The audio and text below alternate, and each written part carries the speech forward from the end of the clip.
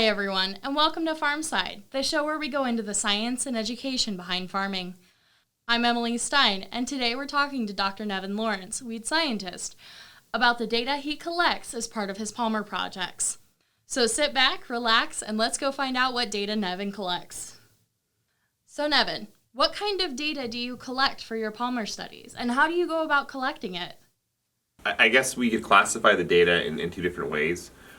We take weed control data and we take crop performance or crop yield data, and we kind of think about that in two separate ways. So we have what is the effect of the treatment on the weed population, and then what is the corresponding effect of that particular weed population as controlled or not controlled by that treatment on the crop. And so we divide that into two different groups. For weed control data, throughout the year, maybe every 2 weeks, we take a visual assessment of how good the weed control is. And the way that we do that is we always have a non-treated check plot, and that's a plot where we don't do anything. And so our normal plot size for a dry bean study is 30 feet long, and then usually 4 to 6 rows, and we're on 22-inch rows, so that's either 7 1/3 foot or that's 11 feet, depending on how wide the rows are. But within that, those treatments, we have one that we didn't do anything, and that one will usually have no dry bean yield because the weeds completely took over and the crop's dead and non-existent. And so we have a yield of 0 in those plots, but we also have weeds which are 7 feet tall.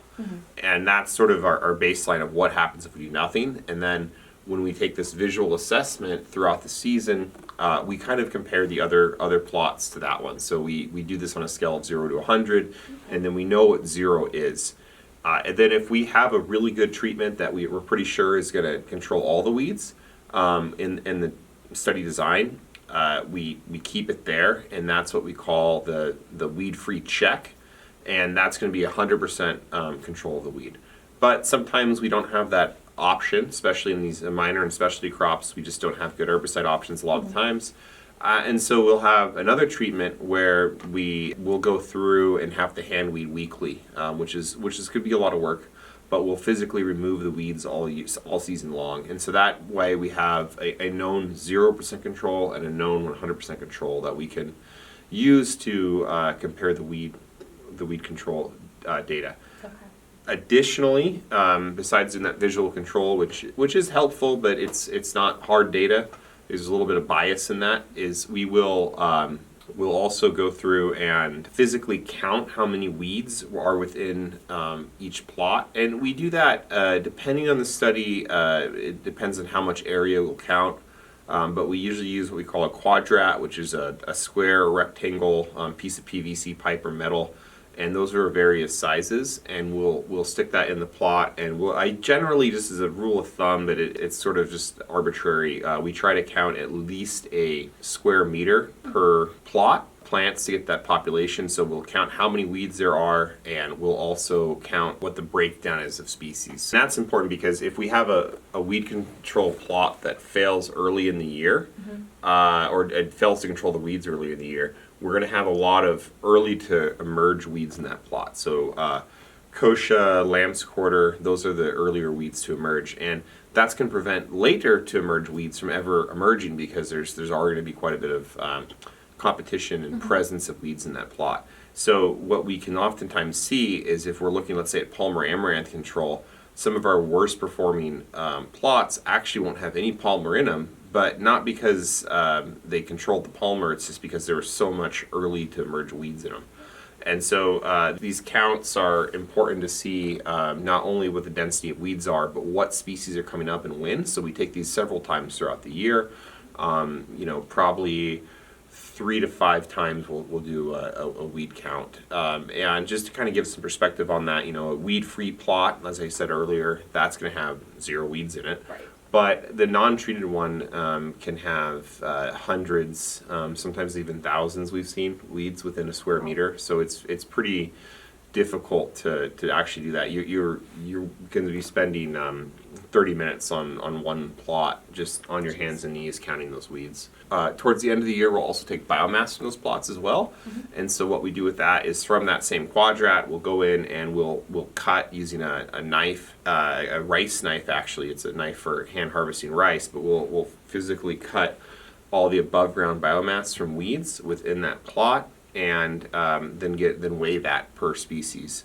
Occasionally, the other thing we'll do is we'll also go in those plots and remove seed heads when they're mature, but before they shatter. That way, we can estimate seed production too. So, from a given treatment, which is fairly small, we're 7.5 feet by 30 feet at the smallest.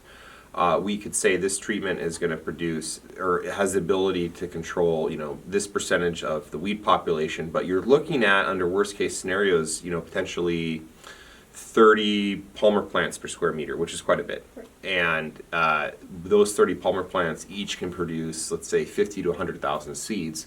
And so that can give when you extrapolate out to a whole acre, that gives the farmer an idea of what that treatment may or may not do in their field.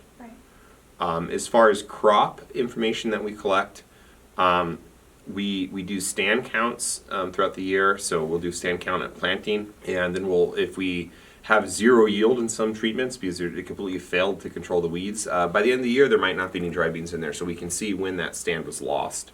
We also take measurements of plant physiology, so how tall is the lowest leaf? What's the height of the pod height throughout the season? And that's going to be impacted by weed presence. So as we have more weeds, the plant's going to potentially grow taller, and so we're going to have these physiological changes, and those could have yield impacts as well.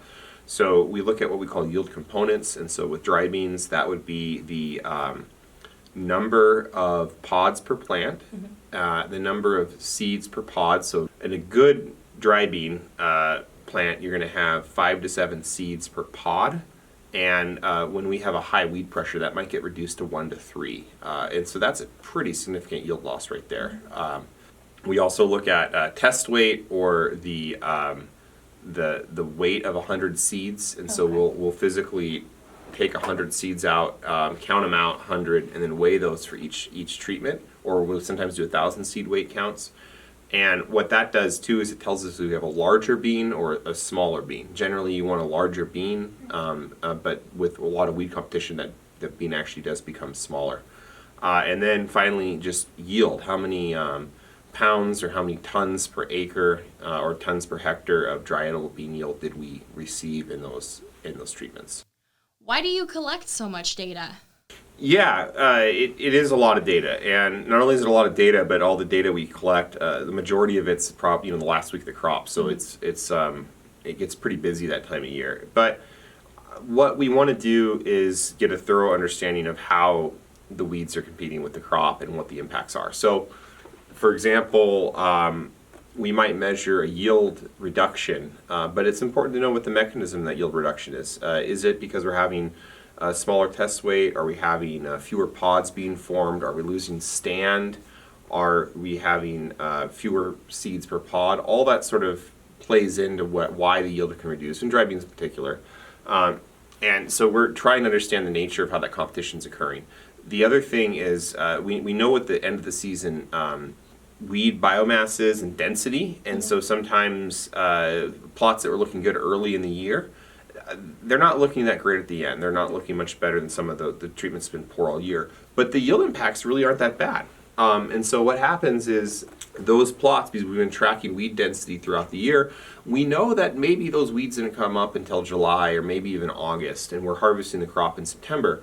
And so although there's quite a bit of emergence, it was late enough that most of the yield inputs into the crop, or the physiological processes that need to occur before yield, have taken place before those weeds emerged. And so there's a lot of things we can do to link that up, and that helps us know. If I get a phone call from a dry bean grower that we had a huge escape of a particular weed, it's getting harvest season. What do I do? Depending on when those weeds emerged, we can inform him that if you harvest now, there's not going to be that tremendous amount of yield loss, or we can tell them, yeah, actually, they've been growing all season long. You're not going to get much out of there.